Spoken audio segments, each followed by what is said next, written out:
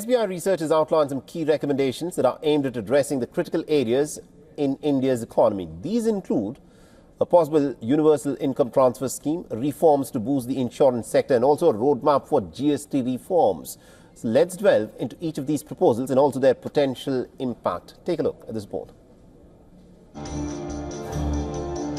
As Finance Minister Nirmala Sitharaman prepares to present the Union Budget 2025 on February 1st, SBI Research has laid out several key recommendations for the government.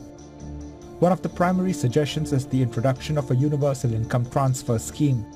SBI argues that with political parties across states offering direct cash transfers to women, the government should consider implementing a similar scheme at the national level. This could also help reduce market-disturbing subsidies, potentially benefiting state finances in the long run. Another major focus from SBI Research is the revitalization of India's insurance sector. The report highlights a decline in the insurance penetration, dropping to 3.7% in 2024, down from 4.2% in 2022. To address this, SBI proposes removing GST on term life and health insurance premiums and introducing separate tax deductions for insurance in both the new and old tax regimes. The aim is to boost life insurance penetration, which is crucial for meeting the Insurance Regulatory and Development Authority of India's goal of insurance for all by 2047. On the healthcare front, SBI Research advocates for a significant increase in healthcare spending, targeting 5% of the GDP. This ambitious proposal is backed by the growing needs of an aging population and rising healthcare demands. Additionally, SBI recommends simplifying GST rates on medical devices and allocating funds from a proposed tobacco and sugar GST hike to public health programs. In line with GST reforms, SBI also suggests adding electricity tariffs and aviation fuel to the GST regime, which could improve tax compliance and lower costs across various sectors. It will be interesting to see how many of these proposals make it to the final budget draft on February 1st. Business Bureau, WION World is One.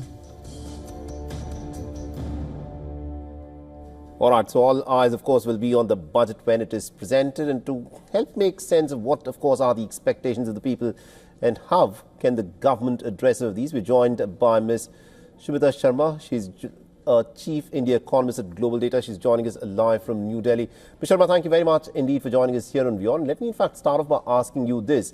Considering the big expectations that people have with the budget that will be presented, what do you think that the government at this moment will be able to fulfill in terms of the demands that people have with respect to the budget? Well, I think the key piece right now is trying to shore up private capex, because we've been expecting a pickup in the private capex cycle for a while now, and that hasn't quite happened. And because of that, we're also seeing that urban consumption is coming down. There are concerns about jobs and wage growth.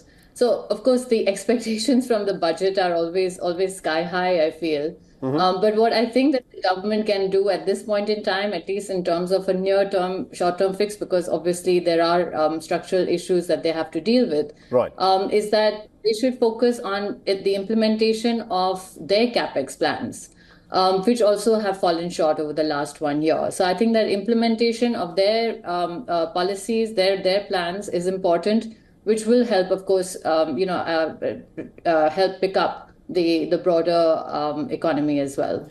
Interesting. You mentioned private consumption and also about the creation of jobs. On these two very specific fronts, do you think there's something specific that Nirmala Sitharaman could announce? See, I don't think so, because at the end of the day, private investment will only happen when a project seems viable and feasible. And the government did announce a scheme last year for internships, something related to the production-linked investment scheme, something like that for jobs. But you can't really force a private company to create employment or to just put in money. So that's why I say that, where the government can do is do its bit. So, it can ensure that its capex plans are going through, and also just make it easier, I think, for business to happen with more, I guess, a less regulatory interference, streamlining regulations, streamlining taxes. Right. I think that's the only thing that the government can really do to help business activity. Interesting. Now, the tax-paying middle class, of course, has huge expectations from the budget. They want the budget very, very closely indeed. A lot of people are hoping and praying that there could be some relief with respect to the income tax slabs. Do you expect any changes on that front?